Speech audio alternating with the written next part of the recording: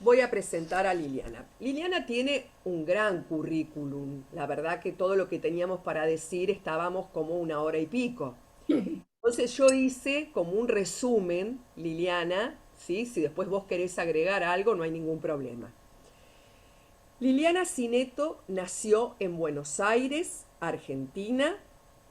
Es profesora de enseñanza primaria, profesora de letras, escritora y narradora de historias. Como docente, ha ejercido en escuelas primarias y ha dictado cursos y talleres de capacitación. En Argentina, Brasil, Bolivia, Chile, Colombia, España, México, Portugal y República Dominicana. Como autora, ha publicado más de 100 libros para chicos. Muchos de sus textos han sido traducidos al francés, inglés, portugués, catalán e italiano. Su obra, reconocida en Latinoamérica y España, ha recibido importantes premios. Bueno, en toda la biografía que teníamos los premios que había recibido, que eran un montón. Así que si vos querés agregar algo, Liliana, y si no, ya te damos la bienvenida y te damos paso a que puedas hacer tu exposición.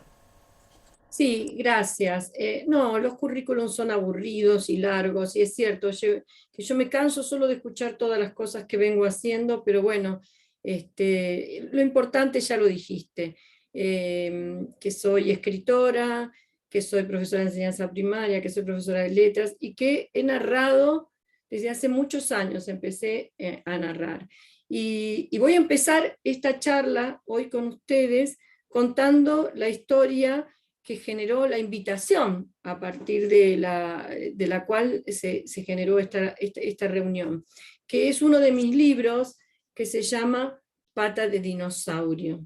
Está publicado en la colección Buenas noches, de Editorial Norma, y tiene ilustraciones de un queridísimo amigo mío que se llama Poli Bernatene.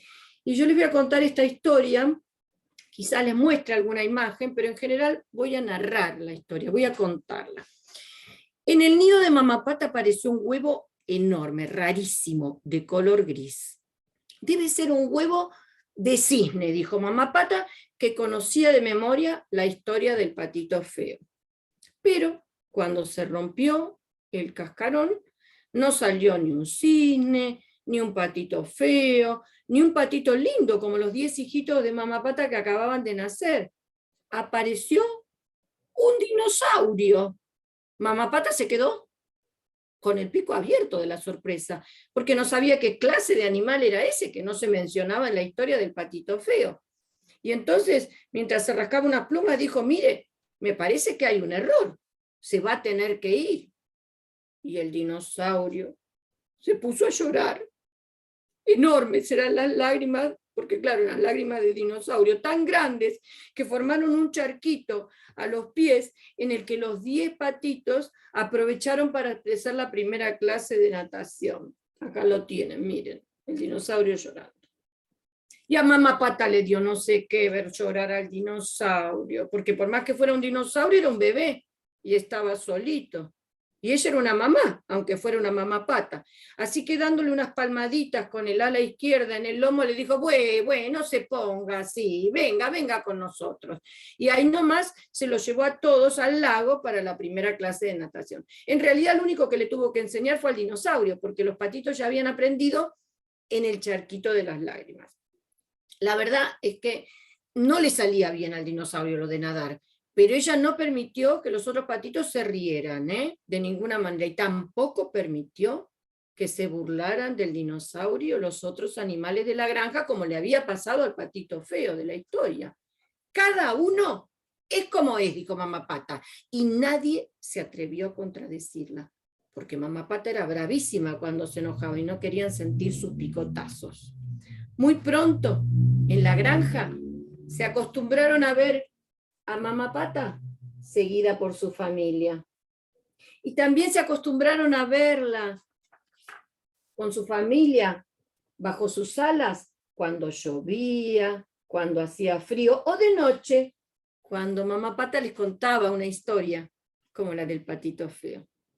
A veces el dinosaurio se ponía triste, sobre todo cuando veía su imagen reflejada en las aguas del lago y se veía tan distinto, pero mamá Pata le decía, sí, usted no se parece a los demás, pero vio qué lindo que es. Es verdad que criar al dinosaurio le dio mucho trabajo. Tuvo que enseñarle buenos modales, a comer, a no jugar bruto, y a veces no se entendían.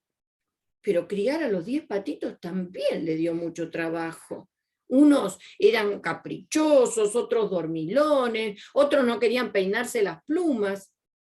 Así que el dinosaurio no tuvo que irse nunca de la granja como le pasó al patito feo. Porque cuando venía alguien de afuera y preguntaba, ¿quién es ese grandulón? Mamá Pata contestaba, ese es mi hijo. Y colorín colorado, esta historia se ha terminado. Bueno, lo que hice yo al escribir esta historia fue jugar con un recurso que tenemos los escritores, que es la intertextualidad. Es decir, yo partí del cuento del patito feo, el famoso cuento de Andersen, quizás lo tengan presente, ese huevo distinto, cuando nace sale un patito tan diferente que todos lo rechazan, lo rechaza su propia familia, los otros patitos, los animales de la granja, su propia mamá. En el cuento de Andersen, que es bastante cruel, ¿no? En ese sentido, que tiene que ver con la historia del propio Andersen, que se sentía como un verdadero patito feo y siempre se sintió muy rechazado. Y bueno, y la historia del patito es que busca su felicidad y todos lo van rechazando, se va de la granja, lo siguen rechazando, se burlan de él, lo tratan mal, hasta que un día ve a los cisnes y dice, ¿cómo me gustaría ser como ellos? Y entonces ve su imagen reflejada y se da cuenta de que él nunca había sido un patito feo porque siempre había sido un cisne. Yo quise tomar esta historia como punto de partida, algo que hago muy a menudo, y cambiarla. Es decir, tenemos ese permiso los autores de hacer una versión completamente diferente. Y en este caso puse una mamá pata que encuentra no solo un huevo raro, sino nada menos que un dinosaurio, algo absolutamente anacrónico casi diría, completamente diferente. Pero una mamá pata que decide que puede sumarse el dinosaurio a su familia. Yo no voy a explicar la historia, me gusta que la hayan disfrutado escuchándola, y si quieren disfrutarla releyéndola también me parece bien. Solo explico por qué yo hice esta versión tan diferente de la que yo leía cuando era chica, del patito feo, y que es una historia que a mí me conmueve incluso cuando la cuento. Este recurso de la intertextualidad me permite a mí trabajar o escribir nuevas historias dándole un giro inesperado, como en este caso, que es completamente diferente a la historia del cual fue el punto de partida. Y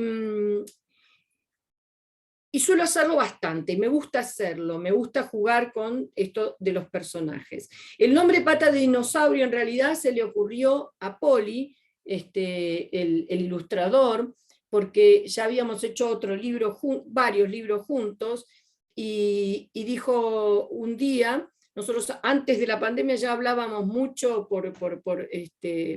hacíamos videollamadas y compartíamos el texto y él me compartía las ilustraciones, realmente trabajamos mucho, hay una comunicación entre él y yo, de tal manera que nunca la historia se repite, es decir, yo cuento la historia con palabras y Poli la cuenta con sus imágenes. Fíjense esta imagen que a mí me encanta, es una de las que me gusta muchísimo, cuando yo digo muy pronto en la granja se acostumbraron a ver a mamá Pata seguida por su familia. Y él hace esta imagen que complementa, que dialoga con mis palabras. Lo mismo en esta otra imagen, bajo las alas de Mamá Pata, él puso un libro para poner a toda su familia como un libro que cobija, que es lo que sucede cuando uno le cuenta historias a los niños, ¿no? Que los tiene amparados, cobijados. Bueno, más allá de que les pueda contar después a lo largo de esta charla alguna otra historia, este libro fue uno de los motivos por el cual me invitaron a conversar con ustedes de lo que sé, por supuesto, que es de cómo acompañar a nuestros niños, de cómo construir un lector desde la más tierna infancia. Me pueden decir, pero y Liliana, a veces, por ejemplo, me lo dicen mucho los docentes, en el seno de la familia no le leen, no hay libros, y no tiene que ver con el poder económico, y llegan a la escuela y no han tenido contacto. No importa, nunca es tarde. ¿Saben por qué? Porque los chicos aman los libros. Yo he viajado mucho, faltaron algunos países en la biografía donde he estado dando charlas y otros lugares en donde he podido viajar por placer, y nunca, jamás, en ningún lugar encontré un chico de cualquier edad, incluidos los adolescentes, que se resistan a que uno les cuente una historia, les narre una historia, les lea una historia, les recite un poema. La narración es absolutamente mágica y es un acto de comunión que es ancestral, viene desde el comienzo de los tiempos, cuando los seres humanos se reunían en torno al fogón, en torno al árbol o a la piedra, según las culturas, a escuchar historias, para sentirse menos solos, para sentirse acompañados. Esa tradición es una tradición que no debemos perder y que nos permite invitar a nuestros niños, a nuestras niñas, a los chiquis, para que se acerquen a la lectura, porque la narración es un acto comunitario. Yo narro para este grupo de personas que está hoy escuchándome, pero la lectura es un acto solitario. Cuando nuestros chiquis empiezan a tener contacto con los libros, desde muy chiquitos hay que ponerlos en contacto con los libros, cuanto antes mejor. Hay libros para bebés, incluso libros para bañeras, libros para morder, para oler, libros de tapadura, libros de todo tipo, y que tienen que estar en contacto con esos libros, y por supuesto los papás tenemos, las mamás tenemos que dedicarle, y las familias tenemos que dedicarle un espacio, un momento de nuestra rutina cotidiana para que en la vida de esos chiquis ingrese la literatura. En realidad, el primer contacto que los niños tienen con la literatura, o deberían tener, es al nacer, o a veces antes, a veces desde la panza, cuando en brazos de alguien que los quiere, alguien le canta una canción de cuna o una canción para entretenerlo, porque cuando son chiquitos y todavía no comprenden este mundo, o tienen dolor de panza, o tienen hambre, o tienen sueño, o están fastidiosos porque tienen frío, porque tienen calor, por tantas cosas a veces, y lloran, el llanto del bebé significa algo me está pasando y no tengo palabras para decirlo, del bebé y del niño pequeño, y también de algún niño no tan pequeño. En ese momento uno le puede cantar, y con ese canto, aunque no comprenda las palabras, lo encanta, lo tranquiliza. Esa palabra se vuelve un mimo, una sanación, una cura. Es muy importante que incorporemos en esos primeros tiempos, y que no lo dejemos después de lado, las canciones. Pueden ser las primeras canciones tradicionales, incluidas los juegos que muchos nosotros conocemos. La farolera tropezó y en la calle se cayó, y al pasar por un cuartel se enamoró de un coronel. O puede ser Mambrú se fue a la guerra, chiribín, chin, chin. Mambrú se fue a la guerra y no sé cuándo vendrá. Tengo una muñeca vestida de tul, con su vestidito y su canesú. La llevé a paseo y se me durmió. La tengo en la cama con mucho dolor. Puede ser también sobre el puente de Aviñón, todos bailan y todos cantan sobre el puente de Aviñón, todos bailan y yo también. Puede ser cucú, cucú, cantaba la rana, cucú, cucú, debajo del agua. O puede ser, estaba la paloma blanca sentada en el verde limón, con el pico tocaba la rama, con la rama tocaba la flor. O puede ser, buenos días su señoría, mantantirulirula, que deseaba su señoría, mantantirulirula. O puede ser, tengo una vaca lechera, no es una vaca cualquiera, me da leche merengada, ay, qué vaca más salada, tolón, tolón, tolón, tolón. Y puedo seguir cantando, cantando como veo algunas caras por ahí que se ríen y que cantan conmigo, porque seguramente al cantar yo le desempolvé un poco en los recuerdos, en aquel rinconcito de la memoria donde estaban estas canciones escondidas. ¿Es así o no es así? Por lo menos algunos veo que cantan y que se ríen. ¿Y por qué se ríen? ¿Por qué cantan? Cuando seguramente hace mucho que no han cantado, no estaban cantando estas canciones, porque todas estas canciones las conocieron en algún momento temprano de su vida y están asociadas a la alegría, al juego y al cariño. Porque mi abuela me cantaba para dormirme, señora Santana, ¿dónde estoy? ¿Por qué llora el niño? Por una manzana que se le ha perdido. Y no me cantaba para retarme, me cantaba para calmarme. Y así cantaba yo para calmar a mis hijos, y así canto ahora para calmar a mis nietas, sobre todo a la más grande la estuve cuidando hasta que cumplió un año, y a la más chica no me tocó tanto porque nació en la pandemia, pero ahora llego y es tremenda, le dicen bebeciraptor de tan tremenda que es, y llego y mi hijo y mi nuera dicen, ay, es que está tremenda, no sé, no sabemos qué hacer porque está, y la abuela Lili la agarra, y como era en un principio, allá lejos y hace tiempo, la agarra y le canta una canción. Y no porque yo sea la mejor abuela del mundo, ni porque sea mágica, pero la nena se duerme, se tranquiliza y se duerme. Y no falla nunca. Entonces, tenemos que recuperar estas canciones y cantarlas, porque a los chicos les producen alegría como les han producido alegría a ustedes cuando las conocieron y como les producen alegría ahora al reencontrarse. Y porque la humanidad comenzó cantando lo que contaba. Allá lejos y hace tiempo, cuando ni siquiera existían los libros ni la escritura, los contadores de historia cantaban las historias, ¿sí? Porque la música ayudaba a memorizar los textos, que generalmente eran muy largos, y porque ayudaba a que el público prestara atención. Entonces, ¿cómo sé yo esto? Bueno, porque nos quedan textos como el Cantar del Gilgamesh, que es el primer texto de los sumerios que se conserva escrito, una larga historia en verso, o el Cantar de los Cantares que aparece en la Biblia, o el Cantar de los Nibelungos de la tradición germana, o la Chanson de Roland en la tradición francesa, o los cantares de gesta en la tradición española. ¿Por qué aparece la palabra cantar? Porque se cantaba. Lo que se contaba, se cantaba, porque las historias nacieron como poesía, y la poesía nació de la mano de la música.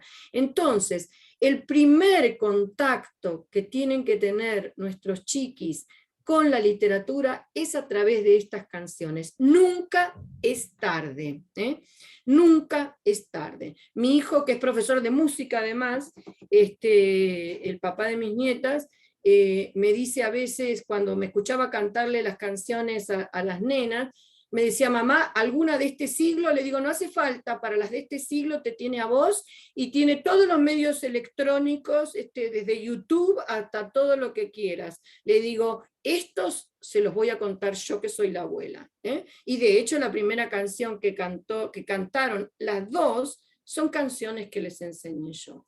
Ese es el primer contacto que tienen con la literatura. Y como la persona que les canta es alguien que quiere calmarlos, entretenerlos, mimarlos, distraerlos, está teñida de afecto. Y por eso los chicos, aún sin entender nada de lo que dice el texto, crean un vínculo afectivo con las palabras y con las historias y empiezan a disfrutar de la literatura que le podemos ofrecer.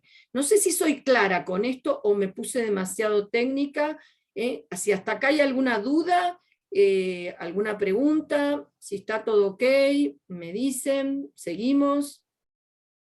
Está todo perfecto para mí. Todo bien, Liliana, todo bien. Perfecto, perfecto.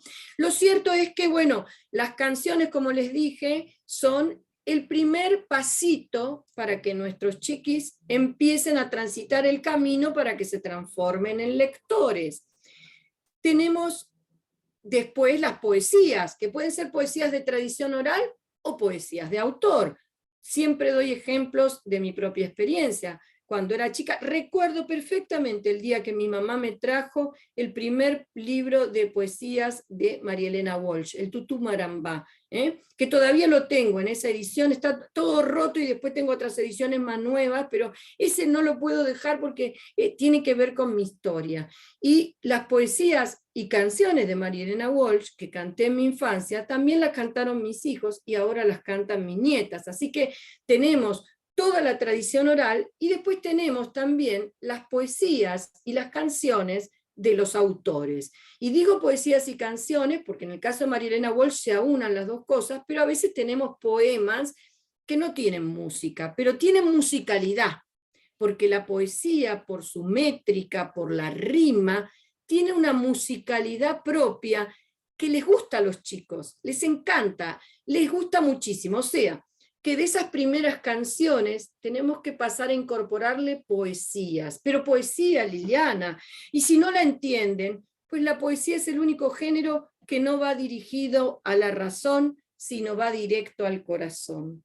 La poesía es el único género en el que las palabras juegan y no quieren decir lo que dicen en la vida cotidiana. ¿Y quién mejor que los chicos para entrar en ese juego que nos propone la poesía? La poesía no puede estar ausente en la cartera de la dama, el bolsillo del caballero y la infancia de nuestros chiquis. Tenemos que darles poesías para que no crezcan sin ese contacto importantísimo y único que es la poesía. Y después vendrán los cuentos, breves al principio, por supuesto, porque las orejitas son chiquitas y se cansan de escuchar. O a veces son más grandes las orejas, pero no están acostumbradas a escuchar y les tenemos que ir acostumbrando el oído a que escuchen esos primeros cuentos. Pueden ser los cuentos tradicionales, también podemos recuperar los cuentos tradicionales. Es importante por diversos motivos el incorporar los cuentos tradicionales. A veces los cuentos, los mal llamados cuentos de hadas o cuentos clásicos, desde los más conocidos como Caperucita Roja o Blancanieves o La Cenicienta o el mismo Patito Feo, etcétera, etcétera, a veces son dejados de lado porque se cree que son crueles, que tienen un montón de defectos, que son misóginos, que son machistas. Y en realidad, y acá voy a hacer una pequeña salvedad, en los cuentos tradicionales, que son los más antiguos que creó la humanidad, que datan del Neolítico superior, nada es lo que parece ser. En esos cuentos, la humanidad encriptó mensajes que están dirigidos directamente al inconsciente. Les voy a dar algunos ejemplos. Fueron creados en una época de grandes transformaciones de la humanidad, cuando la humanidad dejó de ser nómada y pasó a ser sedentaria, cuando dejó de ser recolectora y cazadora para convertirse en una sociedad agricultora y ganadera, cuando del concepto de la no propiedad privada se pasó a la propiedad privada. En fin, grandes transformaciones que son las únicas que ha hecho la humanidad desde aquel tiempo hasta ahora, porque no ha cambiado nada. En ese momento, los cuentos empezaron a tener como resabios de costumbres antiguas, que ahora nosotros no entendemos porque los adultos leemos linealmente la historia, pero las historias tradicionales no se leen linealmente. Hay que leerlas como lo que son, una sucesión de símbolos. Les voy a dar un ejemplo. Antes de este periodo, de estas grandes transformaciones, cuando las sociedades eran cazadoras, había y hay muchas costumbres que aparecen reflejadas en los cuentos. Una de ellas era que cuando se cazaba un animal, que toda la tribu intervenía en cazar el animal y luego la carne se compartía, se comía crudo el corazón del animal que acababan de cazar. Ese ritual tenía un valor simbólico, porque creían que al comerse el corazón estaban adquiriendo la fuerza, el poder vital de ese animal que había sido cazado. Era casi como algo respetuoso también de la naturaleza, como cazar. Las sociedades primitivas cazaban lo que necesitaban para comer, no cazaban por cazar, por placer, ni por gusto, ni por nada. Cazaban solo lo que necesitaban para comer. Y entonces era como que esa vida que acababan de tomar pasaba a ellos y ellos adquirían esa fuerza vital del animal a través de comer el corazón crudo. Algo que para nosotros parece rarísimo y lejano, pero estamos hablando de una época del Neolítico, estoy hablando de la prehistoria. Bien, ¿recuerdan ustedes esa parte de Blancanieves en que la madrastra le dice al cazador que la mate y que le traiga el corazón para comérselo? La mayoría de las versiones quita este elemento porque le parece muy cruel, pero la realidad es que la madrastra no quiere el corazón para comérselo con ajo y perejil, a la provenzal, en colchón de hojas verdes o a las finas hierbas. No, eso es un símbolo. ¿Qué significa? Lo que está pidiendo la madrastra es que quiere apoderarse de aquello que hace que Blancanieves sea más fuerte que ella, más poderosa, que es su belleza y su juventud. Eso es un símbolo. No es que quiere comerse literalmente el corazón, quiere apoderarse de aquello que la hace más fuerte. No sé si soy clara. Nosotros, los adultos, no pensamos de manera simbólica. Los chicos sí, están en una etapa de pensamiento simbólico y entonces ellos decodifican perfectamente a nivel inconsciente esos símbolos y no se horrorizan, no les parece tremendo ni cruel ni nada tremendo lo que dice el cuento, porque están decodificando esos símbolos mientras los están escuchando. Los que nos horrorizamos somos los grandes. Sí es importante que busquemos buenas versiones de los cuentos tradicionales. ¿Y por qué? ¿Por qué tenemos que compartirlo? ¿Por qué yo tengo que leerles Caperucita o les tengo que leer Blancanieves o les tengo que contar? Por dos razones muy importantes. Porque en los cuentos clásicos, como estos que les acabo de contar, fíjense en Blancanieves, está clarísimo que el bueno es bueno, que el malo es malo, y el que las hace, las paga. Y para aquellos chicos que están desarrollando su psiquis, es importantísimo que haya modelos claros de pensamiento, cosa que a veces en la vida real no existe. Entonces, esos modelos claros de pensamiento les dan tranquilidad, les dan serenidad, les dan seguridad. Esto no lo digo yo, lo dicen muchos estudiosos, entre ellos, para el que le interesa, hay un libro muy interesante que se llama Psicoanálisis de los cuentos de hadas, de Bruno Bettelheim. También lo dice Freud, por supuesto, en toda su obra. También hay un libro maravilloso que les recomiendo, que se llama Mujeres que corren tras los lobos, de Clarissa Pinkola Estés.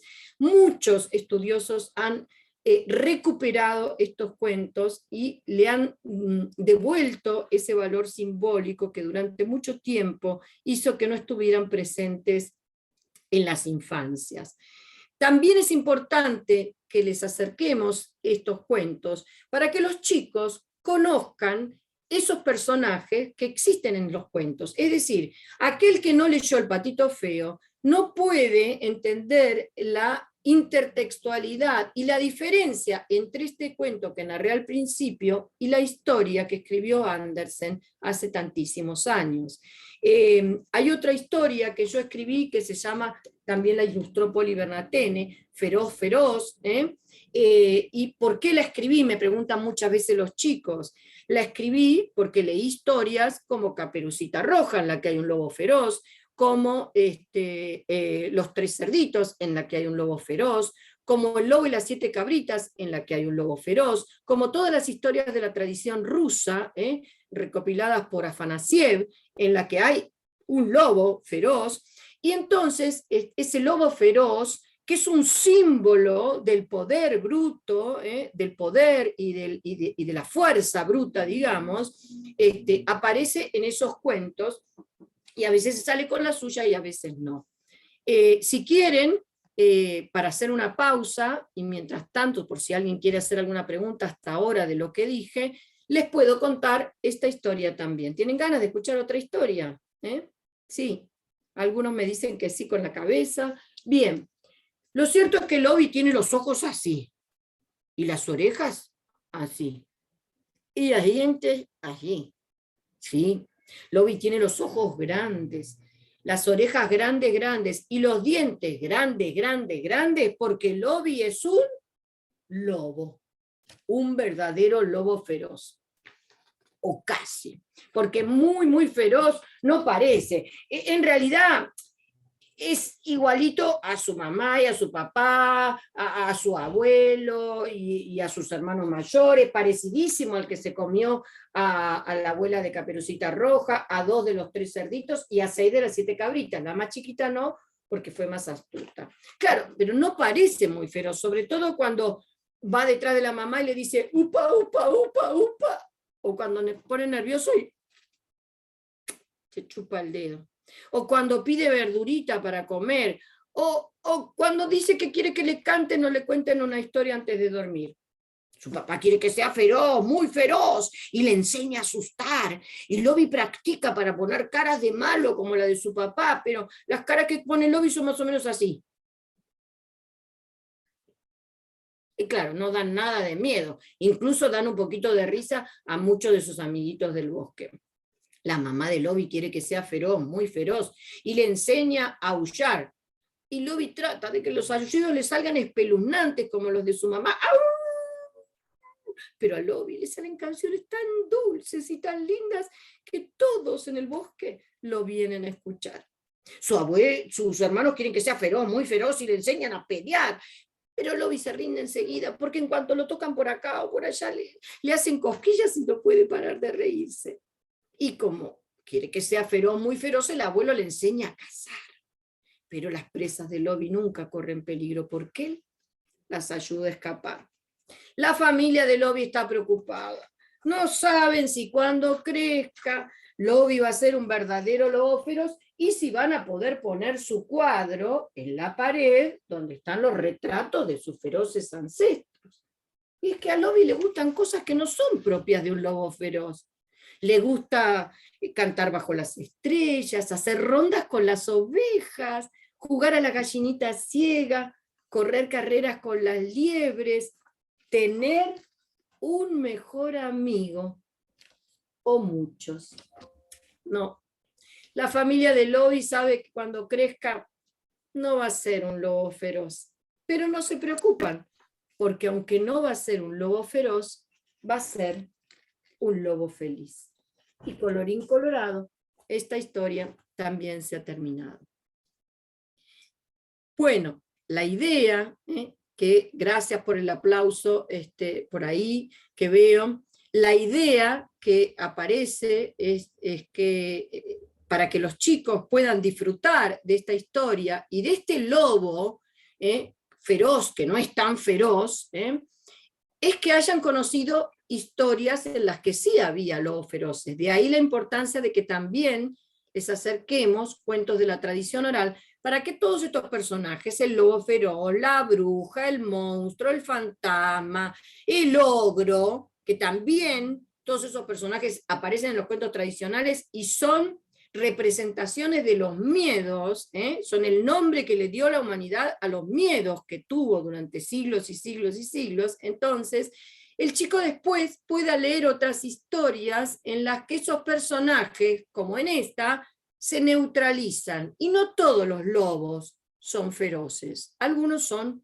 como Lobi. Y no todos los monstruos asustan, ni todas las brujas son malas, ni se hechizan, etcétera, etcétera. Pero para que puedan evaluar y comprender la diferencia entre uno y así calmar los miedos, es importante que conozcan esos personajes y después lean otras historias como estas que les acabo de contar. A ver, acá tengo una pregunta, creo, en el chat, ¿no? ¿Dónde se consiguen los cuentos de tradicionales en su versión original y sin adaptaciones? Bueno, hay una colección en la que yo tengo muchas versiones de cuentos tradicionales, que es la editorial Pictus, ¿eh? La editorial Pictus tiene muy buenas versiones de cuentos tradicionales. Yo tengo muchas, pero hay de otros autores también, otros cuentos. También hay, lo importante siempre es que la versión de un cuento tradicional tenga el nombre del autor que escribió esa versión, que diga versión de Liliana Cineto, versión de Graciela Montes, versión de Graciela Cabal, porque esos libritos baratos que a veces tienen 4 o 5 páginas, que no tienen un autor, que parece que son, esos son desprolijos y suelen ser versiones muy malas. Entonces, lo importante es buscar un buen autor y una buena editorial que son cuidadosas a la hora de versionar o de ayornar esas historias tan antiguas, porque eso en la colección de Pictus yo cuento la historia tal cual como la contaba Perrault o la contaba Andersen o la contaban los hermanos Grimm, solo que de pronto cambio algunas palabras, pero no cambio la estructura del cuento, porque cada una de las partes de ese cuento debe aparecer porque tiene un sentido simbólico importante para los chicos.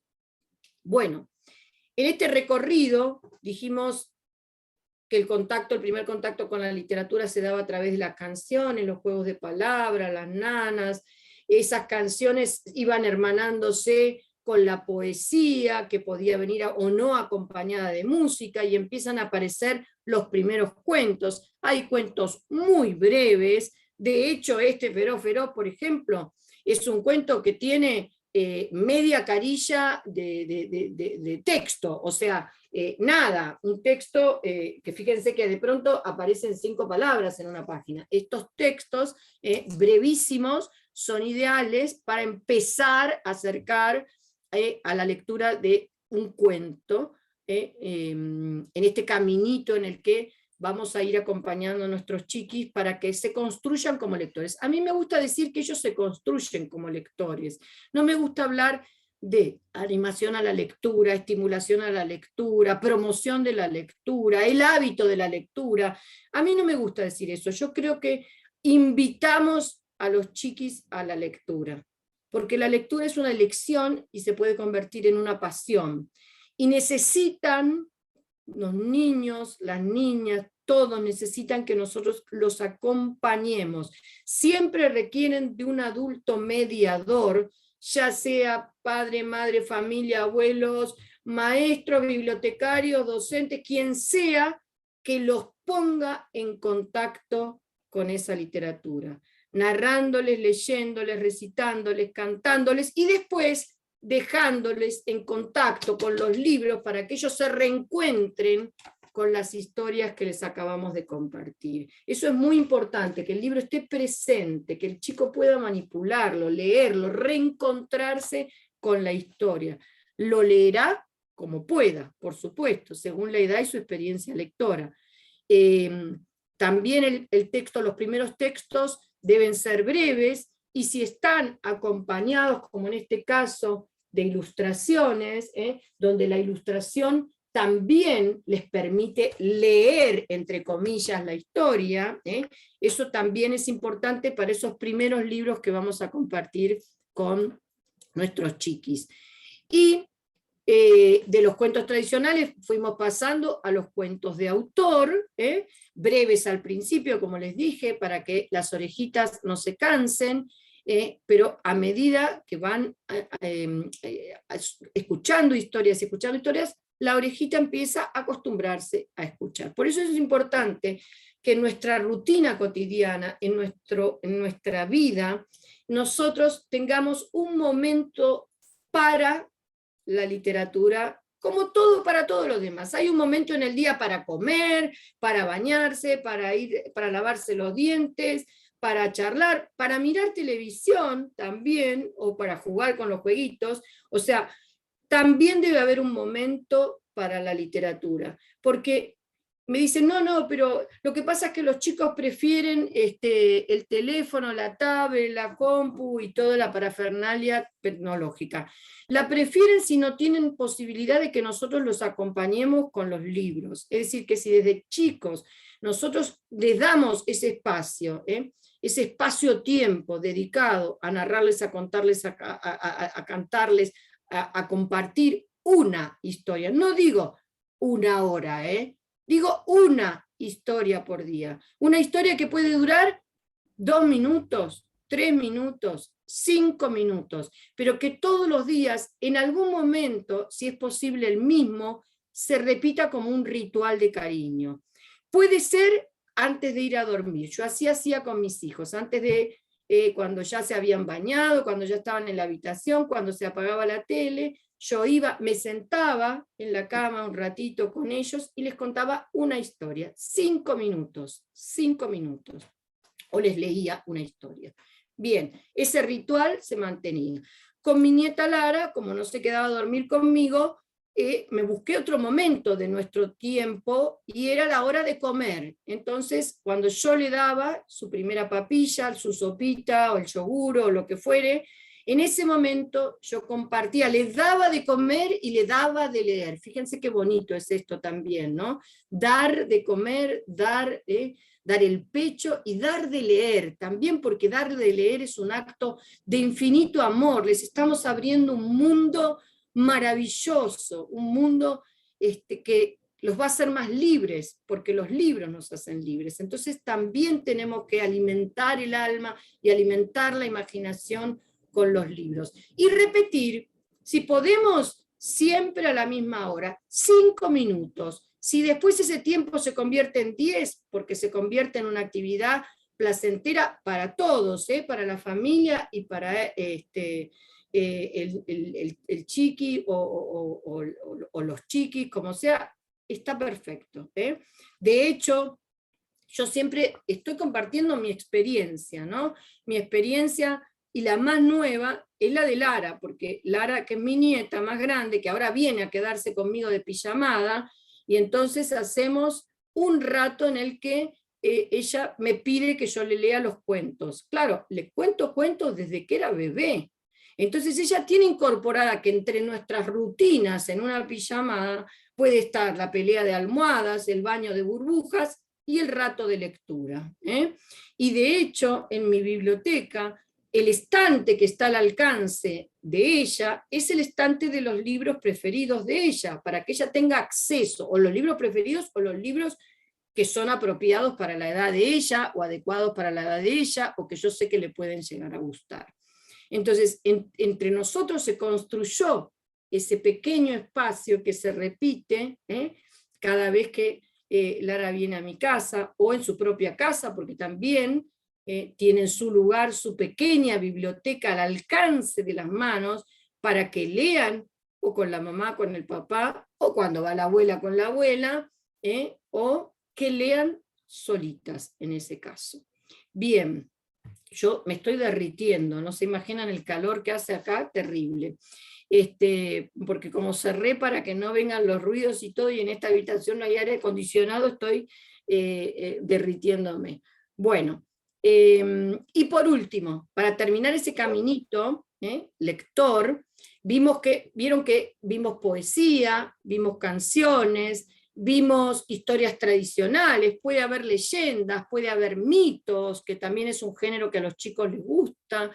Las leyendas no todas son tristes, no todas son trágicas, hay algunas que tienen muchísimo humor y que son la manera en que encontró la humanidad de explicar cómo surgieron los seres y las cosas, y son las fábulas también, sin moraleja, porque cuando nacieron sin moraleja.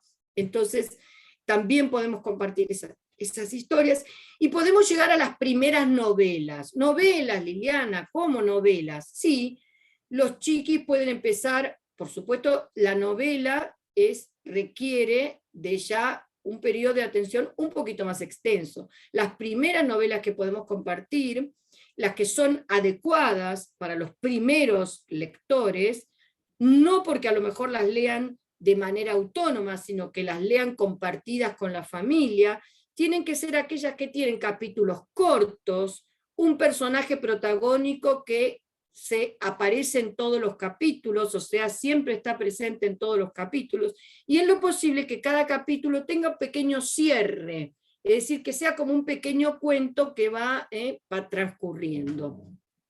Podemos leerles desde que son chicos novelas. Las novelas están recomendadas desde la sala de 4, desde la sala de 5 en adelante. Por supuesto dependerá de la experiencia lectora con la que haya llegado a esa edad el chico. Pero mi experiencia, porque me lo comentan mucho las familias y me lo comentan los docentes y las bibliotecarias, es cuando hacen esta experiencia de leer un capítulo. Hoy vamos a leer un capítulo, esta noche leemos un capítulo, y los padres me escriben y me dicen, ¿sabés, Liliana, que no pudimos leer un capítulo? Tuvimos que leer 3, porque cuando terminó el primer capítulo me dicen, porfa, seguí leyendo, porfa. Entonces, fíjense qué importancia tiene la novela en sí, que es el texto que más nos vincula con la lectura, porque es el que nosotros dejamos, porque no lo podemos leer de una sola vez, la novela es más extensa, aunque sea para chicos, entonces tenemos que dejarla, interrumpir la lectura, y al otro día volver a la lectura, y vamos y volvemos hacia ese libro, que es lo que normalmente hacemos los lectores. Por eso es tan importante que nosotros les demos todos los géneros literarios, porque ningún género literario se lee de la misma manera que otro, y cada género va permitiendo que los chiquis desarrollen estrategias diferentes de lectura, modos diferentes de leer. Hay muchos modos de leer. A veces se lee a través de las imágenes. De hecho, hay un montón de libros para chicos que no tienen texto, que el texto lo construyen las imágenes. Un libro de poemas o una antología de cuentos se puede leer de atrás para adelante, adelante para atrás. Bueno, ya hablamos de libros para adultos, tenemos libros que juegan, como La Rayuela de Cortázar, que hasta nos propone leerla en el orden tradicional o saltando como una rayuela. Y así, de alguna manera, hay muchos modos de leer los libros, pero sí es importante que estén presentes todos los géneros, que haya un periodo que se reitera en la vida cotidiana con nuestros chiquis, en el que la literatura está presente y acompañada, teñida del afecto de la persona que nos está dando esa lectura, que está compartiendo la lectura con nosotros. Ha habido una generación de jóvenes que quedó un poco aislada de este hábito de la lectura, y ahora, por suerte, se produce un fenómeno muy interesante que estamos notando los escritores, los especialistas, y es que son los chiquis los que llevan libros para que los padres lean. Es decir, porque yo siempre confío mientras haya chicos yo sé que van a existir libros, porque como les dije antes, a ellos les encantan las historias. Entonces, puede que haya padres que creen que los libros son caros, que no es importante, que por ahí gastan más en un teléfono, que no leen, que no les gusta, que dicen que no, pero los chiquis, gracias a un montón de acciones que se están realizando, que se lee en el jardín, que se lee en la escuela, que se hacen ferias del libro, que se hacen eventos, que conocen autores, ellos se vuelven lectores y llevan ese libro a la familia. De hecho, me acuerdo una vez una mamá que me agradecía mucho, me decía que su hijo le leía mientras ella planchaba. Al revés, en lugar de que la mamá le leyera al hijo, el hijo le leía a ella mientras planchaba. Familias que comparten, no solo que el libro, porque el buen libro de literatura infantil está escrito por capas. Entonces va a haber capas para el chico al que está dirigido, pero también tiene que haber guiños al adulto que acompaña a ese chico, para que el adulto no se quede afuera, para que también disfrute, porque si no disfruta el alumno, ¿cómo va a compartir ese placer con el niño o la niña con la que va a leer esa historia? Entonces, la buena literatura siempre va a incluir al adulto mediador, para que lo pase bien, para que disfrute, para que tenga ganas. Otro tema importante, y esto me da pauta, no sé cómo vamos del tiempo, Carolina, Ana, alguien si me avisa Bien, cómo vamos, estamos bien del tiempo, Liliana. Bien. Son 16:35, o sea, tenemos 40 minutos más, 45 Bien. minutos. ¿No? Entonces yo voy a ir cerrando algunas cosas para que después podamos abrir el debate. Sé que una de las preguntas que había hecho llegar a alguien de los que está inscripto tenía que ver si, si teníamos que ofrecerles a los chicos libros que trabajen distintas temáticas como el miedo, la inseguridad, el bullying, el ciberbullying, no nos olvidemos que ahora existe el ciberbullying, ¿no? O la violencia psicológica o la violencia física, es decir, si tenemos que leérselos antes de que aparezca el problema o después que aparece el problema. Yo creo que, primero, hay que ser cuidadoso acerca de, en ese sentido, vuelvo a decir lo mismo que con las versiones de los cuentos tradicionales.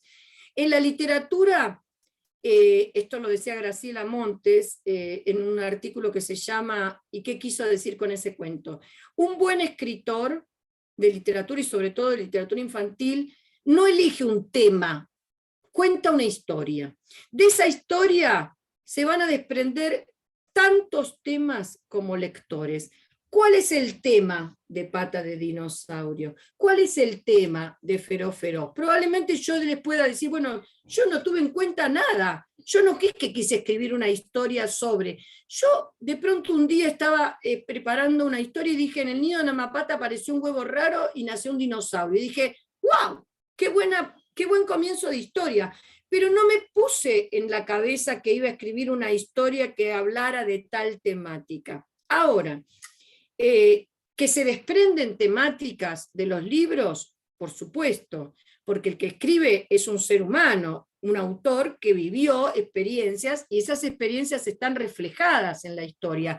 ¿Cómo resuenan esas temáticas que el autor vivió y transcribe en el lector? Pues ya los escritores no lo podemos hacer.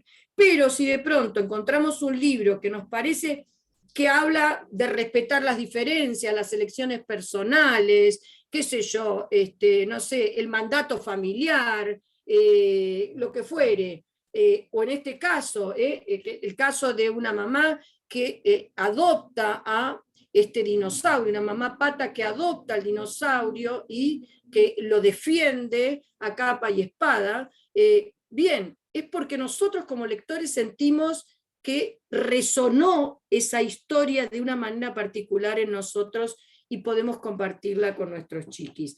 No hay que esperar que, si se produce un conflicto y después encontramos una historia que nos ayude a repensar ese conflicto, a mí me parece perfecto. Yo tengo libros escritos, uno que se llama Mamá los monstruos, que es la historia de un chico que se despierta de noche, como muchos chicos, y que piensa que ahí en la oscuridad están los monstruos, las brujas, los fantasmas y las brujas. Están todos, y claro, la madre está cansada todas las noches de no poder dormir porque el chico se despierta. Tengo otra historia que es, hay un monstruo debajo de la cama, otra temática muy presente en los chicos, que siempre tienen miedo que debajo de la cama o adentro del ropero haya un monstruo, ¿no?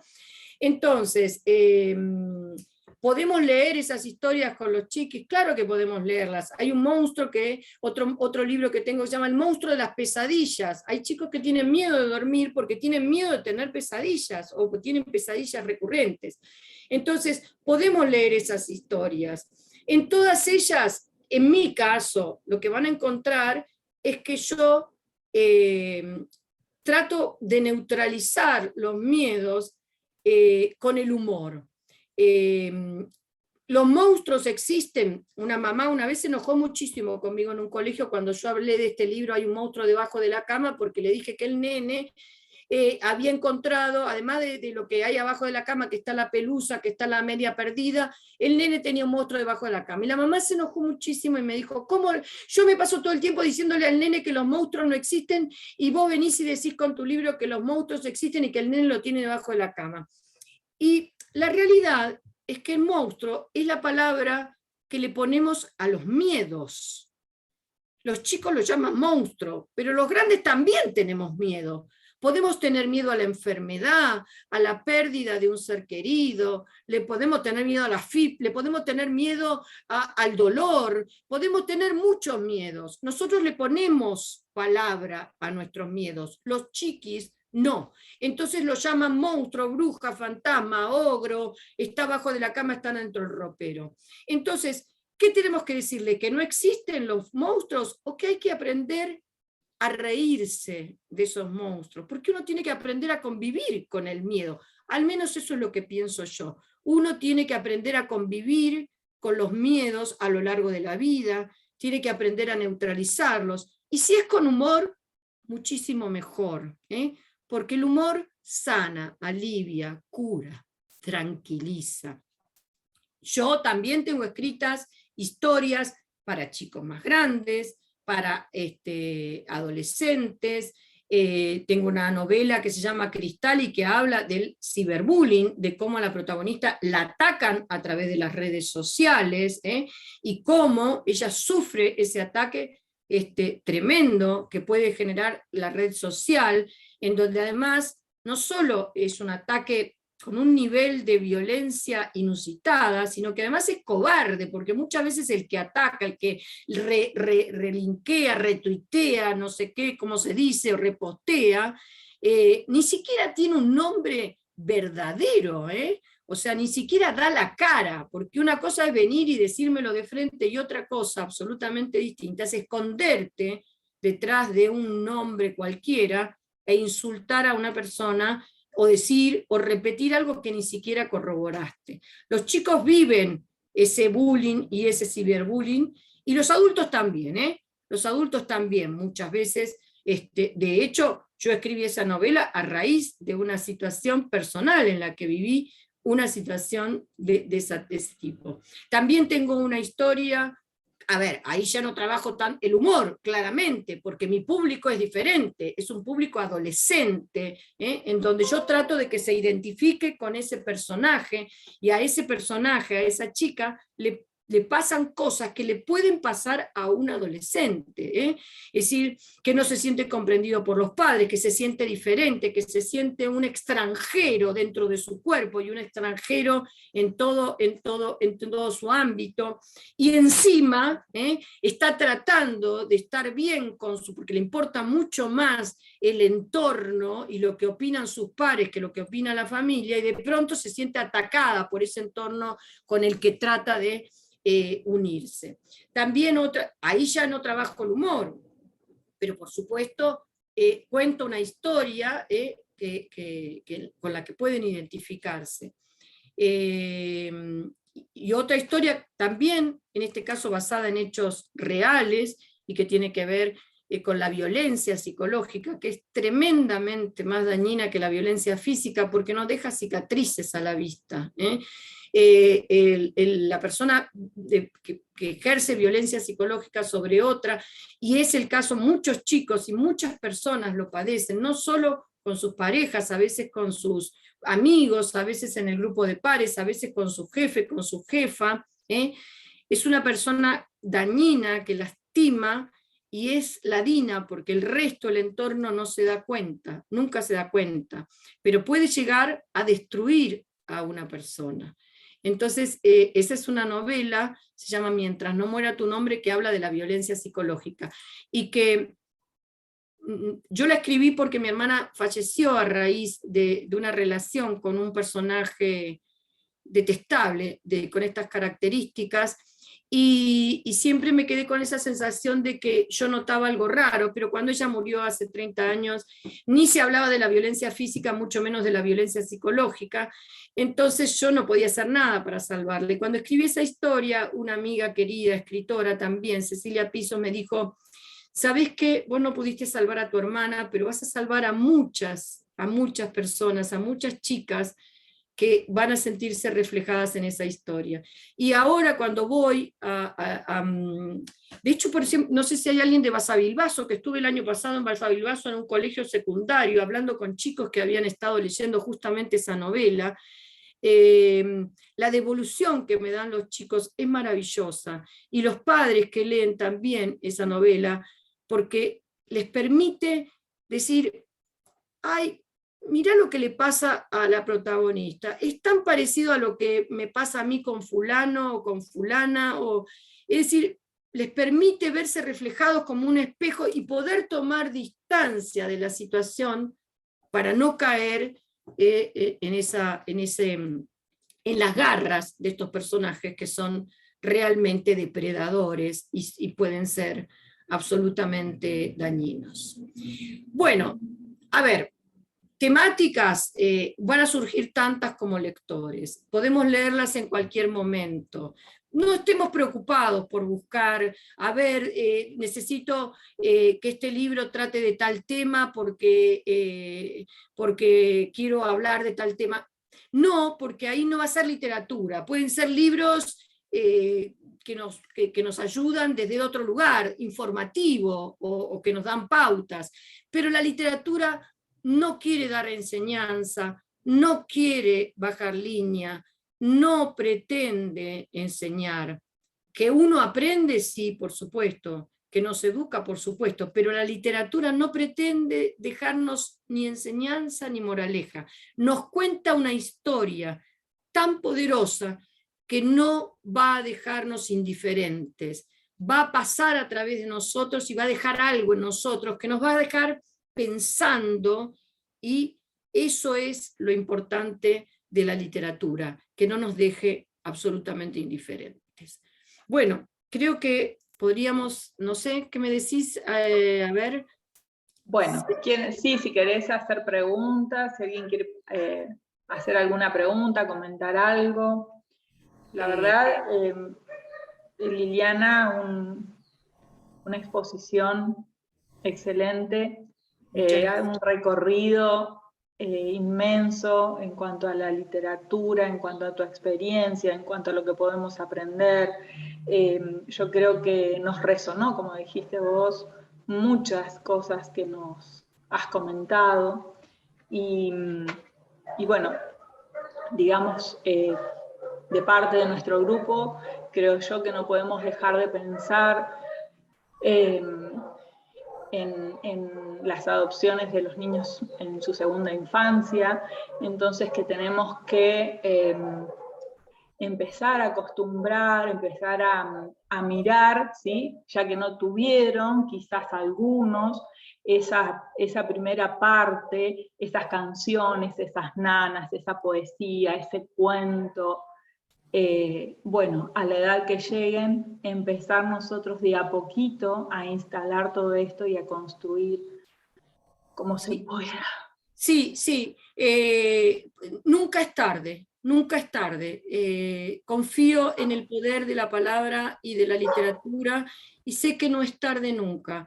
Y tenemos que hacerlo, debemos hacerlo, deben hacerlo, porque para no dejar a esos chicos sin esa posibilidad. A veces a ver, si llegan a veces chicos sin este contacto, teniendo una familia desde su propio nacimiento, y no necesariamente eso le garantiza que haya tenido un contacto con la literatura, y llegan al colegio sin haberlo tenido. Entonces, nunca es tarde, ni siquiera nos tenemos que dar por vencido con los adolescentes, nunca, jamás es tarde.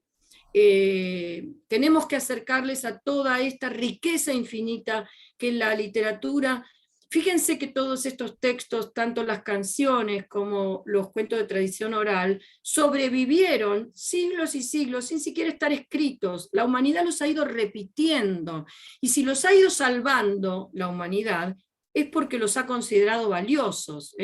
Entonces, con sus diferentes variantes y versiones, en algunos países la paloma blanca se conoce como la pájara pinta, pero no importa, lo cierto es que la humanidad consideró que valía la pena preservar esto, porque si no lo hubiera considerado valioso, hubiera desaparecido. Acá hay un comentario en el chat que me gustaría contestar. Perdón que me pongo los anteojos, estoy con una computadora que tiene una letrita tan chiquitita que me tengo que acercar. De Marula puede ser, que me dice, lo mismo sucede con la Biblia para chicos, las historias son hermosas y no necesariamente debe ponerse la parte religiosa, también es una buena opción. Hay muchas historias de la Biblia, incluso les voy a recomendar una versión para chicos de la Biblia, que es una delicia.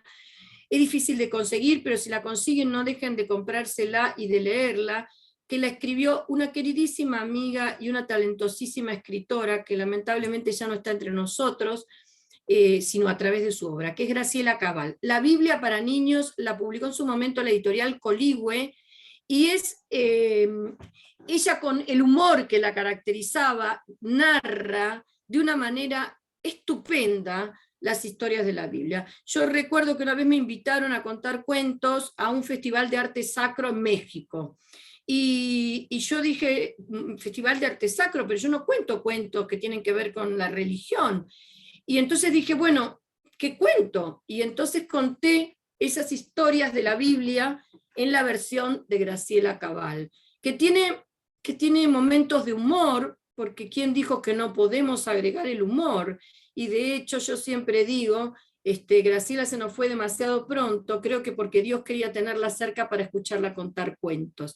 Entonces, se las recomiendo especialmente, y no tiene que ver, o sea, son, a ver, los mitos de todas las culturas, incluidos los mitos griegos, han sido la religión de los pueblos. Lo que pasa es que el mito se actualiza con el rito, con el ritual.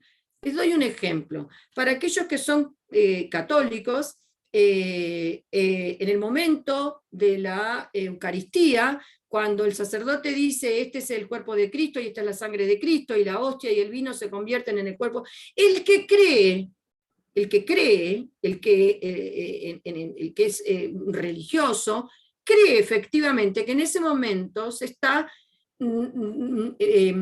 actualizando lo que ocurrió, si es que lo cree, en el momento en que en la última cena Jesús compartió y convirtió el pan y el vino. Entonces, cuando el rito desaparece, el mito queda desactualizado. En algún momento, para los griegos, las historias que ahora contamos de Zeus, de Atenea, de Artemisa, de Marte, eran su religión. Ellos creían en esos dioses, ellos rezaban a esos dioses, ellos hacían ofrendas y sacrificios a esos dioses en los que creían. Cuando se dejaron de ejercer los rituales, eso pasó, dejó de ser la religión y se convirtió simplemente en un mito, en una historia desacralizada. Esto lo dice Antonio Colombres. El mito es una historia de carácter sagrado que ha perdido la sacralidad. Entonces, si yo cuento una historia de la Biblia a alguien que no es católico, a lo mejor lo escucha solamente como una historia. No quiero ser irrespetuosa, quiero explicar lo que es para los mitos de las culturas de los pueblos originarios. Los pueblos originarios creían en esos dioses y creían que esos dioses habían creado el mundo o creado esta planta o hecho tal cosa o hecho surgir tal montaña. Ellos creían en eso, solo que ya no existen esas comunidades o algunas sí, pero, pero se ha perdido la sacralidad, el carácter sacro que tenían esas historias y se han convertido simplemente en historias, en mitos o en leyendas. No sé si fui clara con esto que dije, ¿sí? Y si te contesté, Marula, también. Acá veo otra cosa escrita. Para leer los cuentos de Pata de Dinosaurio Feroz es necesario siempre contarle los libros de origen. Ambos me parecieron hermosos y sabiendo no incluiste la adopción de niños y niñas. Siempre es bueno, cuando es un cuento de autor, respetar el libro, respetar, no digo palabra por palabra, porque yo no, ni siquiera yo que lo escribí conté palabra por palabra. Con los cuentos tradicionales podemos ser más libres, pero con los cuentos de autor tenemos que atenernos a la palabra, porque ese autor buscó especialmente esa historia, las palabras para contarlas. Ya sean estos o cualquier otro de otros autores, sí es importante tener el texto presente y compartirlo. Y en estos casos en particular se los recomiendo porque además los chicos aman las ilustraciones que ha hecho Poli de estos libros. Así que se los recomiendo que siempre cuando es el texto de autor no sea literalmente, no sea de memoria. Yo no narro de memoria, yo no narro literalmente ni siquiera mis propios textos. Y sí, claro, resuena el tema de la adopción. Hay otras historias. Con el tema de la adopción, creo que alguien me había preguntado si yo podía sugerir algún libro en particular. Yo solo sugiero libros que me gustaron. Voy a ser absolutamente honesta, porque si a mí no me gusta, yo no puedo recomendar. O sea, puede haber otros, pero yo sí les puedo recomendar, más allá de Pata, de Dinosaurio. Hay un libro de la editorial SM de Jesús Contreras que se llama La mejor familia del mundo, y es la historia de una nena que está en un asilo y que le avisan que al día siguiente va a venir su familia. Y ella esa noche no puede dormir por la emoción que siente, e imagina qué clase de familia la va a adoptar. Y piensa que a lo mejor es bueno que la adopte una familia de panaderos, porque entonces va a tener siempre galletitas y pan y cosas ricas, y qué sé yo. Y después dice que a lo mejor es mejor que sea una familia de piratas, porque entonces va a viajar por los 7 mares y va a descubrir tesoros enterrados. Y así va fantaseando con que a lo mejor que sea una familia de domadores de tigres, y entonces ya va a vivir en el circo y va a conocer animales y qué sé yo. Y cuando finalmente piensa y fantasea con diferentes tipos de familia y le ve a cada una su ventaja, conoce a su familia. Y aunque la mamá no es panadera, cada día cuando vuelve de trabajo le trae una golosina, un chocolate, una galletita. Y aunque el papá no es pirata, juega con ella y juegan a descubrir tesoros escondidos. Y aunque la abuela no es domadora de tigres, tiene 2 gatos. Y entonces es una historia realmente preciosa, que les recomiendo mucho, mucho, que a mí me gustó mucho. Otra, no sé si la conocen, es muy conocida, de Keiko Kasaka, también de la misma editorial de Norma, en la colección Buenas noches, que Choco encuentra una mamá. Choco es un animalito que está perdido y aparece una mamá y le dice, ¿cómo es tu mamá? Y entonces él le va diciendo, mi mamá es así, así, entonces la va acompañando a encontrar distintos. Es también una historia muy, muy, muy bonita, muy, muy bonita. Ya para chicos más grandes, yo leí una novela de Fondo de Cultura Económica que me gustó mucho, que se llama Enigma Asiático. Claro, ya estamos con una temática adolescente, es una familia, ahora no recuerdo si es alemana, creo que sí que es alemana, que adopta a una nena china. Y claramente ella sabe que es adoptada, pero quiere saber por qué fue adoptada. Es decir, no por qué fue adoptada, sino por qué su familia no... Y entonces es un enigma que tiene que ver con sus raíces que ella quiere descubrir. Por supuesto, es otra clase de texto ya para adolescentes, pero es un texto exquisitamente escrito y que también habla de las culturas, ¿no? Ustedes sabrán que para los chinos, no sé si cambió últimamente, pero hasta hace un tiempo, las familias no podían tener más que un hijo, solo un hijo.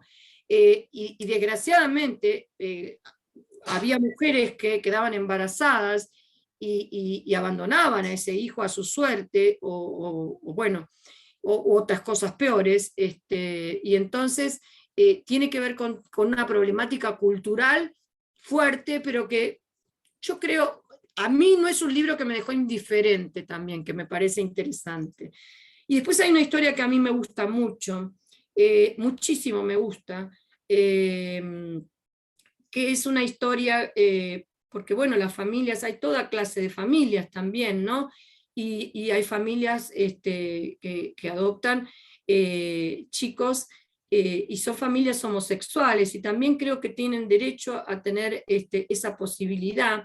Hay una historia muy bonita que está basada en un hecho real, que en el zoológico de Nueva York había 2 pingüinos machos que estaban siempre juntos, nadaban juntos, y bueno, evidentemente se elegían. Ustedes saben que los pingüinos eligen a su pareja para toda la vida, y estos 2 pingüinos machos se eligieron, estaban siempre juntos. Y claro, cuando llegó la época en que aparecían los huevos, saben que el macho prepara el nido y viene la pingüina, deja el huevo y se turnan para cuidar ese huevo y empollarlo. Y claro, estos 2 machos no tenían un huevo, y el cuidador del zoológico encontró un huevo abandonado, lo puso, y ellos empollaron ese huevo, y entonces fueron también una familia. Se llama Contango, ahora somos 3, y es una historia realmente preciosa, realmente de una poesía exquisita. Realmente se las puedo recomendar de corazón. Estos son los que puedo recomendarles yo, que he leído y que me han gustado. Después he leído algunas otras cosas que se disfrazan o que son pseudo literatura, y la verdad es que no las recomendaría de ninguna manera. Tengo otra historia que podrían vincularla, y también tiene que ver con los cuentos tradicionales, que no sé si se acuerdan de Ricitos de Oso, ¿no? La mía se llama Ricitos de Oro. La mía se llama Ricitos de Oso. Y dice que estaba cansada esa familia de osos, de que esa nena se les metiera todo el tiempo en la casa. Miren la familia de osos totalmente consternados, porque claro, cada vez que salían a pasear no podían salir ni un minuto al bosque, que cada vez que volvían la casa era un desastre, todos los muebles rotos, se había comido la comida, había arrugado las sábanas, aunque compraban sábanas 100% de poliéster, que no se arrugan nunca, no hay que plancharlas, ya no sabían qué hacer, porque todos los días ellos salían y venía Ricitos de Oro y se quedaba dormida en la cama más chica, aunque también probaba la más grande, que no le gustaba porque tenía la almohada alta, y la mediana, que no le gustaba porque tenía la almohada baja. También siempre les rompía la silla, la chiquita, aunque se sentaba en la más grande, que era dura, y la mediana, que era demasiado blanda. Y siempre se tomaba el plato de sopa el más chiquito, aunque igual probaba el grande, que estaba caliente, y la sopa del mediano, que estaba... Y ya no sabían qué hacer. Ellos cerraban la puerta con llave y Ricitos de Oro se metía por la ventana. Compraban las sábanas 100% de poliéster, que vieron que no se arruga nunca, que no hay que planchar, y ella las arrugaba igual. Hacían comidas asquerosas, mondongos a la fina hierba, pescados con brócoli, no sé, la cosa, y ella se comía todo igual. Sacaron y ponían hamacas, ponían bancos de plaza, pupitre de escuela, y ella rompía todo. Y entonces, como ya no sabían qué hacer, decidieron darle un buen susto a esa chica, para que se terminen de entrar en la casa y de hacerle los líos que hacía. Y entonces pidieron ayuda, le pidieron ayuda a un lobo, que dijo que de ninguna manera, porque él no quería, con él no contaran, porque ya había tenido muy malas experiencias con una nena con una caperucita roja. Le pidieron ayuda a una bruja y dijo que no, que ella se había jubilado porque también había pasado muchos disgustos con 2 huerfanitos que andaban perdidos por el bosque, y que ahora solamente salía de la casa para hacer clases de yoga. Y también les recomendaron a un sastrecillo, que decían que era muy valiente, que había enfrentado a ogros, pero la verdad, de valiente no tenía nada. Si era para hacer una costurita, un arreglo, todo bien, pero después nada. Entonces tuvieron una idea, la iban a asustar ellos iban a asustarla, iban a hacer como que salían, pero se iban a esconder, y cuando Ricitos de Oro entrara, iban a poner cara de osos malos. Miren la cara de osos malos que practicaron, terrible para asustar. Después de todo, Ricitos de Oro era una nena, y un buen susto nunca falla, y un buen reto nunca falla, y ahí estaban escondidos, esperando, y ahí venía lo más tranquila, silbando bajito, Ricitos de Oro, y se metió en la casa. Pero claro, cuando se metió en la casa se encontró con los 3 osos que estaban malhumorados, ¿no? y ahí se puso a llorar también Ricitos. Y dijo que ella sabía que estaba mal meterse en una casa que no era de uno, y que estaba mal romper las sillas y meterse en la cama y comer la comida, pero que ella estaba solita y que no tenía a nadie. Y entonces los osos la abrazaron y le hicieron mimos, porque los mimos funcionan muy bien con los chicos, y la invitaron a que se quedara a vivir con ellos. Y ahora en la casa de los osos hay 4 sillas, 4 platos, 4 camas, uno tamaño papá oso, uno tamaño mamá oso, uno tamaño hijosito y uno tamaño nena. Y ya nadie la llama Ricitos de Oro, porque como tiene una familia, ahora la conocen como Ricitos de Oso. Y colorín colorado, esta historia también se ha terminado. Bueno, nada, nosotros podemos encontrar historias donde está el amor presente, que siempre me parece que es lo más importante, el respeto por las diferencias, el respeto y no tratar, qué sé yo, en feroz los mandatos, que a veces la familia le queremos transmitir sin darnos cuenta muchas veces a nuestros hijos. La literatura nos ayuda a reírnos, incluso de nosotros mismos como papá, de ver los errores que cometemos, porque vamos a cometer siempre errores, y de poder subsanarlos y acompañarlos de esta manera mágica que nos da la posibilidad de la literatura. Así que, bueno, ya sigo hablando, yo dije que no iba a hablar más y volví a hablar. Acá a ver si se me ocurre algún libro con miedo a ser querido. Pues específicamente así, con esa temática, no se me ocurre nada.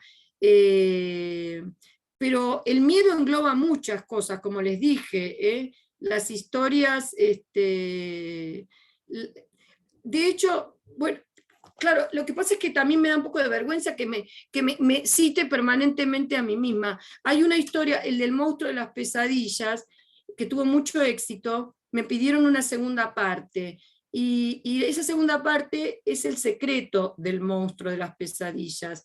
Y es que el monstruo, esta es una primicia absoluta porque el libro no salió, por ejemplo, pero el monstruo ya no sale a asustar, porque se encontró con un chico que no le tiene miedo y que se divierte. Entonces el monstruo va todas las noches para jugar con el chico. Y cuando los padres del monstruo se enteran, y la abuela del monstruo, y el hermano del monstruo, y el sindicato de monstruos y seres escalofriantes se entera de que él está jugando con chicos, le quieren hasta romper el carnet de pileta del club, imagínense, porque un monstruo no puede hacer eso. Y ahí en ese momento el monstruo dice: pero a mí me gusta que me quieran. A mí nadie me quiso antes, todos me tenían miedo. De pronto podemos tomar esto como él elige otra cosa, él quiere ser querido, no quería ser temido. No recuerdo en este momento otra cosa. Si llego a recordar o a encontrar otro libro, por supuesto puedo mandarlo por mail para que se los acerquen. Y creo que hay algo más acá escrito. ¿Qué historia está contada en YouTube, Mercedes? No sé.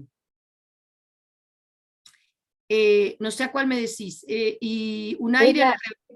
Es la historia de la familia, esa que contabas de una nena que está esperando que la adopten. Ah, puede ser, puede está ser. Contada con el libro.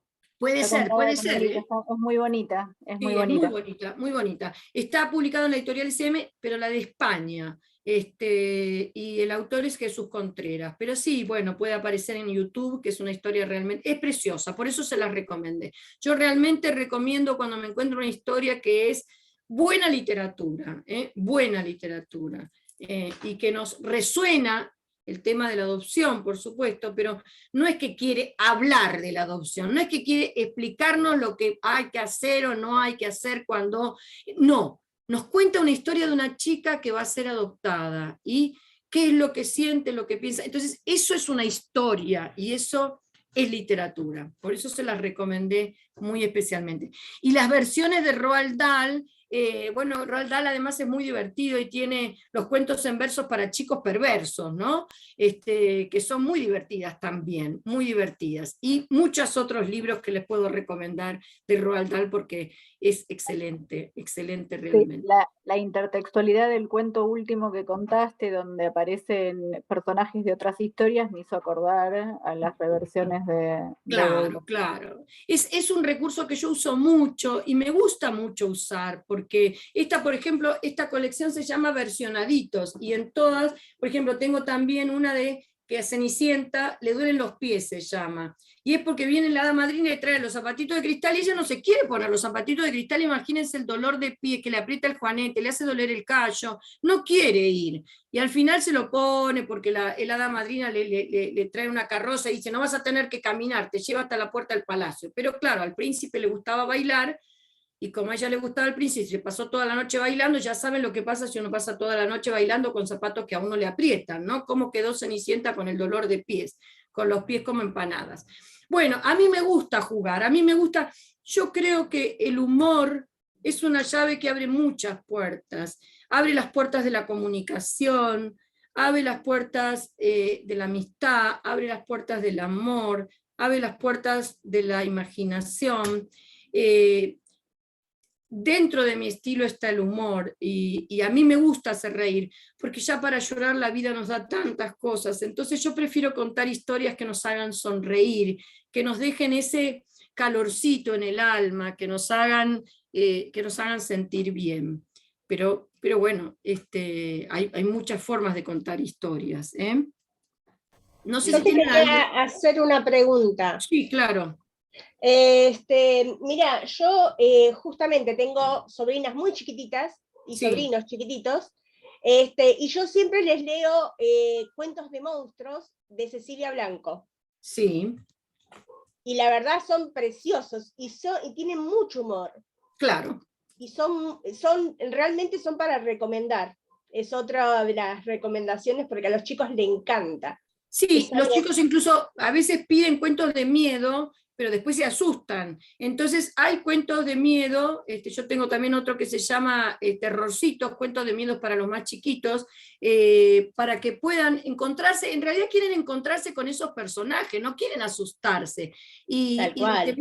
la temática del miedo en los chicos chiquitos es algo que piden muy seguido. Por eso a mí me gusta tener brujas diferentes. Miren, acá tengo una que es una bruja que quiere viajar, pero pobre, ella siempre le cumple el sueño a todos, pero el sueño de ella, que es viajar por el mundo, no lo puede cumplir, primero porque no le alcanza el dinero ni las millas de escoba voladora para viajar por el mundo. Y segundo, porque su familia, fíjense quiénes son su familia. La bruja tiene un gato y una lechuza, esa es su familia. No les gusta, la lechuza no quiere saber nada. Una vez fueron de vacaciones a la playa, la lechuza estaba de un mal humor terrible porque le molestaba el sol. Y el gato no quería saber nada de ir a meterse al agua. Y claro, ella no podía imponerle ni hacer, era su familia, la única familia que tenía, no eran solo sus amigos. Así que esta es una bruja diferente. A mí me gusta que los monstruos hagan otras cosas, porque además, así dice Gianni Rodari, es su gramática de la fantasía. Si la bruja es mala, estamos con el estereotipo. La bruja es mala, eso es lo que uno espera de la bruja de los cuentos tradicionales. Pero si de pronto esta es una bruja viajera, ¿eh? Una bruja viajera, o un lobo que no es feroz. Ahí se crea lo que Gianni Rodari llama el binomio fantástico, que es el punto de partida para que se despierte la fantasía y surja la historia.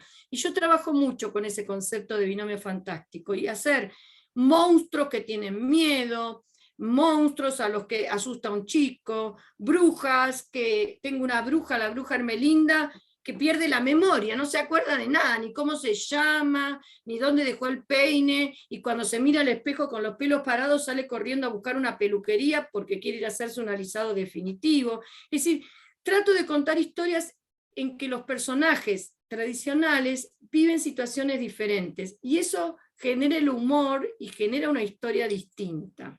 Esa es mi técnica, mi recurso, mi estilo, ¿no? Por supuesto que hay muchos otros escritores buenísimos que pueden leer y que pueden recomendar. Siempre vuelvo a lo mismo, les aconsejo que busquen buenas editoriales y autores, las editoriales que cuidan a los autores, siempre tiene que estar el autor en la tapa, esos libros que no se sabe quién los escribió, a lo mejor los escribió la esposa del dueño de la editorial, y vaya uno a saber con qué se encuentra generalmente con engendros literarios ilegibles que no provocan amor a la lectura de ninguna manera. Liliana, yo te Sí, quería hacer unos comentarios de sí, toda tu exposición. Para los que son docentes, están las pruebas de intensificación en tercer grado y en sexto este año, ¿no? sí, Y para trabajar llegó el cuento Ricitos de Oro, ¿sí? Que yo en su primer momento dije, qué antiguo, yo dije, ahora que te escuché a vos no lo digo, pero bueno, qué antiguo. Y me parece excelente que la maestra de tercero que la conozco, que es amiga mía, pueda también utilizar Ricitos de Oso como para poder claro. hacer este, sí, una comparación, una intertextualidad. Sí, porque también está bien que vean esa diferencia entre esa historia tan antigua y cómo podemos cambiar esa historia, porque también eso permite que de pronto, cuando trabajamos con los chicos en el aula, que de pronto, o en la biblioteca, o en la casa también, ¿no? Que decir, bueno, ¿y qué pasa qué pasaría si, otra cosa que hace Gianni Rodari, qué pasaría si los osos, o si Risito no se escapara de la casa, si los osos le ofrecieran quedarse en la casa? Entonces, el qué pasaría si también es otra manera. ¿Y por qué no? ¿Por qué no los chicos puedan crear una nueva historia? ¿Qué pasaría si el lobo fuera, no sé, si el sueño fuera, no sé, cualquier cosa? Y ahí ellos empiezan a crear y a imaginar, porque también la literatura sirve para eso, para que nos animemos a crear, a imaginar, no para que todos sean artistas, como dice Gianni Rodari, sino para que nadie sea esclavo, porque el arte es liberador en todas sus formas. Mi nieta Lara crea historias, como todavía no escribe, las va dibujando, pero ella hace unas historias impresionantes, claro, porque tiene material, tiene ingredientes que le dieron sus padres y que le dio la abuela Lili. La otra abuela no le dio tanto, pero la abuela Lili sí. Y entonces puede crear historias y crear historias, que serán historias creadas por una nena de 4 años, y después serán historias creadas por una nena de 5, de 6, no importa, pero es su imaginación completamente desbordada y desplegada para que se desarrolle. La literatura también nos hace libre en ese sentido, como por eso dice Gianni Rodari, no para que todos sean artistas, porque no todos van a ser escritores, sino para que nadie sea esclavo. Y Poli agrega también, Poli y Juan Chaveta. Las ilustraciones las hizo Juan Chaveta, no sé si lo conocen, es el autor de Puro Pelo, una historieta muy, muy famosa. Y tanto Poli como Juan, cuando damos charlas, también les proponen a los chicos que se animen a dibujar, que se animen, que no acepten que les digan que no saben dibujar, que dibujen, porque Juan Chaveta empieza diciendo, yo cuando era chico dibujaba horrible, pero quería dibujar, y mi mamá me mandó una clase donde una señora ponía en una fuente una manzana, una naranja, y a mí eso no me gustaba. Y es como que les acerca la posibilidad también de expresarse a través de la ilustración, no para que todos sean ilustradores o pintores, para que se expresen, porque también es una manera el arte de expresión. Liliana Marula me hizo acordar, cuando preguntó lo de la Biblia, Sí, eh, bueno, para los que no saben, nosotros adoptamos a nuestra hija cuando tenía 8 años, ¿no? Y ella, el día que llega a casa, viene con una bolsa de consorcio, con la ropa que tenía en el hogar, donde vivía, en el hogar de niños, y aparte de eso venía con un libro que le habían regalado, que era la Biblia de los niños, ¿sí? Entonces, para ella era 8 años, sí sabía leer, pero era un gran tesoro traer la claro. Biblia de los niños.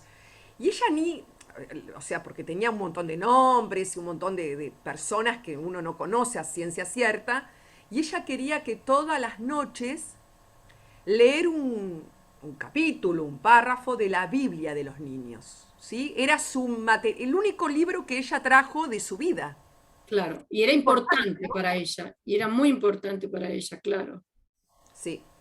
Bien, y otra cosa que te quería decir, que el libro La mejor familia del mundo, nosotros lo hemos querido comprar, en Argentina está agotado, es divino, como dice Liliana, tapa dura, tiene unas ilustraciones, unas imágenes Preciosas. preciosas.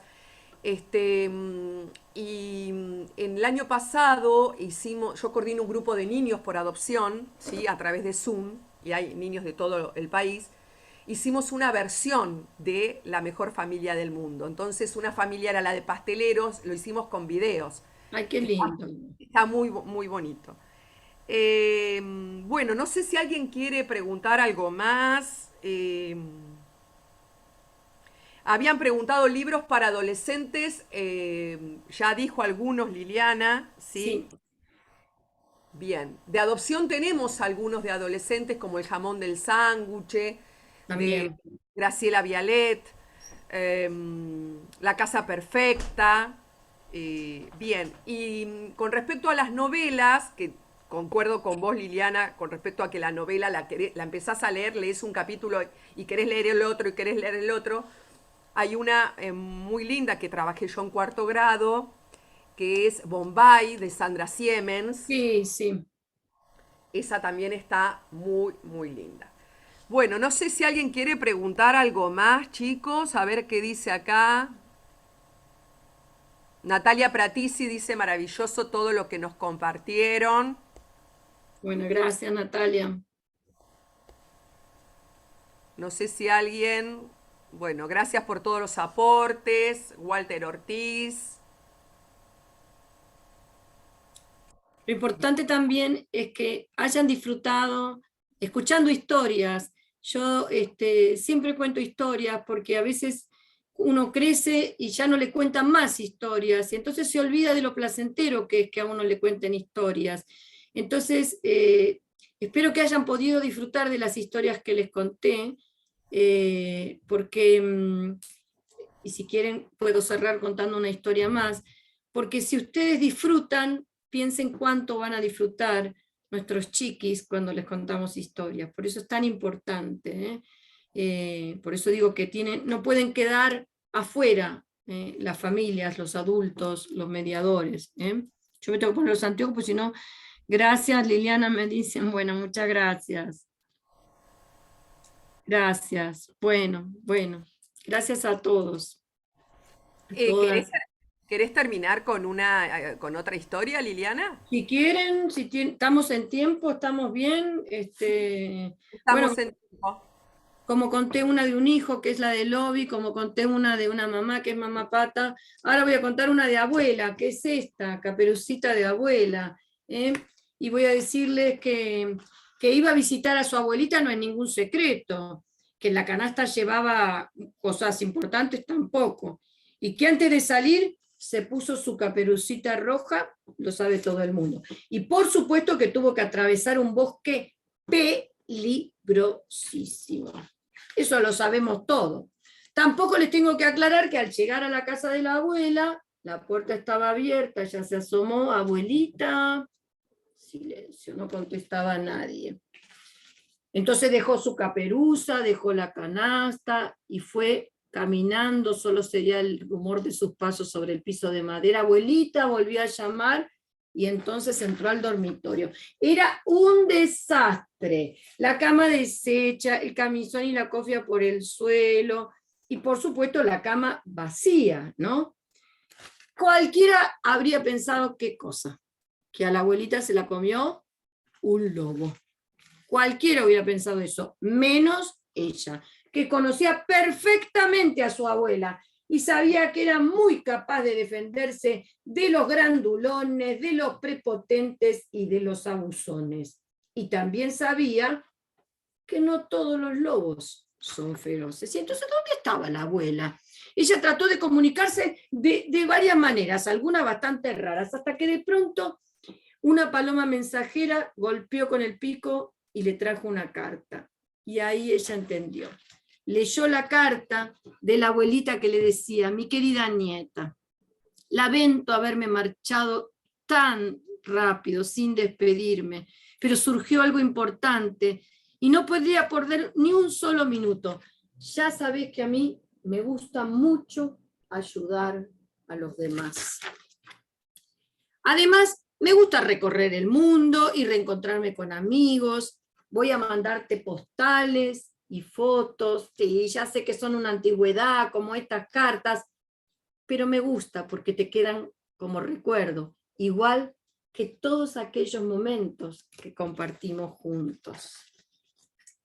Seguramente voy a tardar mucho en volver. Como ya te habrás dado cuenta en nuestros paseos por el bosque, los caminos largos, los caminos cortos no son más seguros, ni tampoco son interesantes. Y si alguna vez de uno de estos viajes no volviera, no te pongas triste, siempre hay un último viaje para hacer. Pero te quedan todas las cosas que compartimos juntas. Por supuesto, mientras yo no esté, te dejo mis libros, mis zapatos, mis pulseras, mis sombreros. Ah, y hay algo que te dejé en el armario que estoy segura de que te hubiera gustado. Te quiero tanto que no me alcanzan las palabras para decírtelo. Besos de 1000 colores, abuelita. Cuando terminó de leer, ella guardó la carta y fue al armario donde estaban colgadas todas las caperuzas de diferentes colores que su abuelita hacía mucho tiempo que tenía. Y estaba ahí la caperuza roja, la que hacía muchísimo que su abuela había decidido no usar más. Pero no se la puso. Ella eligió la que tenía ganas de ponerse ese día. Y después de contestar la carta de su abuela, salió al bosque a pasear. Y colorín colorado, esta historia de una abuela muy diferente se ha terminado. ¿Cómo se llama, Liliana? Repetinos el nombre, por favor. Caperucita de abuela. Es también de la colección Norma, de Buenas noches de Norma, la misma en la que estaba Feroz Feroz y en la que está Pata de Dinosaurio. Los tres los hicimos con mi queridísimo amigo Poli Bernatene, y creamos este universo de personajes que después siguen apareciendo en otros libros, porque los niños van creciendo y quieren conocer otros, ver qué pasa con esos personajes. Y por ejemplo hicimos este otro que es Cumpleaños Feroz, en donde están los personajes de todos estos 3 cuentos unidos. Es el cumpleaños de Lobby y vienen todos los amigos que están en la problemática del cumpleaños, que también para los chicos es importantísima, ¿no? Bueno, nada. Espero que hayan disfrutado de las historias, que se queden con ganas de leer, de contar y de compartir historias y de no transitar por la vida y de no dejar que los chiquis transiten por la vida sin libros, porque la vida es mejor con libros, la infancia es mejor con libros, y de verdad que yo creo que los libros nos hacen más libres. Gracias, Liliana. Gracias, qué lindas palabras. Súper contenta, muy agradecida, porque aparte de contar tus historias, nos diste un pantallazo de un montón de literatura para poder trabajar con nuestros chicos en el aula, con nuestros hijos. La verdad que una genia total, el tiempo estando en la casa de tu hija en Madrid, tomarte este tiempo para estar con nosotros, que allá debe ser las 8 de la noche, no, ¿qué hora es? Son las 10:30 de la noche. Igual ya estoy acostumbrada porque acá ya mi hija y mi yerno tienen horario de Madrid, así que esta es como la hora de empezar a comer o de empezar a hacer la cena, así que estoy acostumbrada, no hay problema. Bien. Bueno, agradecerte de corazón desde Grupo Mama, de Bahía Blanca, que hayas estado. esto está grabado, así que lo vamos a subir para que la gente también pueda volver a escucharte y seguir anotando, porque yo tengo una hoja llena de recomendaciones y cosas que dijiste. Así que enorme agradecimiento para vos. Bueno. Al resto les decimos que nuestra próxima reunión sería el segundo sábado de agosto, pero como cae feriado largo, nos vamos a volver a encontrar recién el sábado 27 de agosto, ¿sí? Por Zoom. Vamos a tener a una psicóloga y vamos a tener a una fonoaudióloga. Lo íbamos a hacer en forma presencial en la Universidad Nacional del Sur, pero no tenemos el espacio, así que lo vamos a hacer por Zoom. Recién en septiembre volveremos a la presencialidad. Bien, bueno, nos vamos. Liliana.